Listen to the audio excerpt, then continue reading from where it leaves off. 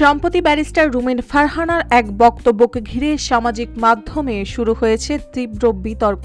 সেই বক্তব্যের রেশ ধরে সাংবাদিক ইলিয়াস হোসেন তার ব্যক্তিগত ফেসবুক অ্যাকাউন্টে একটি মন্তব্য করেন, যা মুহূর্তেই ভাইরাল হয়ে পড়ে। সৃষ্টি হয় মিশ্র প্রতিক্রিয়া। ইলিয়াস হোসেন তার স্ট্যাটাসে রুমিন ফারহানাকে উদ্দেশ্য করে লেখেন, রুমিন আপা সাবধান, আপনাকে সম্মান করতাম কিন্তু দিন দিন মাত্রা অতিক্রম করছেন। ৩২ নম্বর নিয়ে আপনার বক্তব্যের জন্য ক্ষমা না চাইলে যে কোনো দিন আপনার জিনিস বের হয়ে যেতে পারে। ৩২ নম্বরে পাবলিক টয়লেট ছাড়া আর কিছুই হবে না। এই মন্তব্যের পরপরই তা সামাজিক যোগাযোগ মাধ্যমে ব্যাপক আলোচনার জন্ম দেয়। একদিকে কিছু মানুষ এটিকে রুমিন ফারহানার বক্তব্যের বিরুদ্ধে সাহসী ও স্পষ্ট প্রতিক্রিয়া হিসেবে দেখছেন, অন্যদিকে অনেকে একে অশালীন, অবমাননাকর ও ব্যক্তিগত আক্রমণ হিসেবে অভিহিত করছেন। RICL TMX, যুগের পর যুগ স্থাপনা থাকে মজবুত।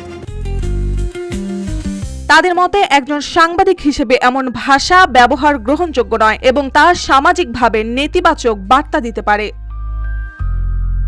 একটি মন্তব্যে বলা হয়, এভাবে কাউকে প্রকাশ্য অপমান করা কখনোই সমর্থনযোগ্য নয়। এই ধরনের প্রতিক্রিয়া সামাজিক শালীনতার সীমা ও দায়িত্বশীল মত প্রকাশের গুরুত্বকে আবারও সামনে এনে দিয়েছে। এদিকে ব্যারিস্টার রুমিন ফারহানা এখনও এ বিষয়ে সরাসরি কোনো প্রতিক্রিয়া জানাননি। তবে তার বক্তব্য এবং রাজনৈতিক অবস্থান নিয়ে বিভিন্ন গণমাধ্যমে আলোচনা অব্যাহত রয়েছে। তার সাম্প্রতিক মন্তব্য যে সামাজিক ও রাজনৈতিক পরিমণ্ডলে আলোড়ন তুলেছে তা স্পষ্ট।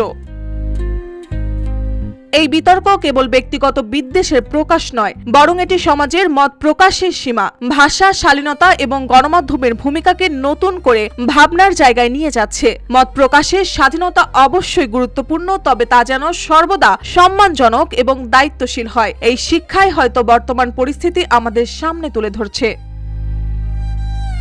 মার্জিয়া মৌ, রূপালী বাংলাদেশ।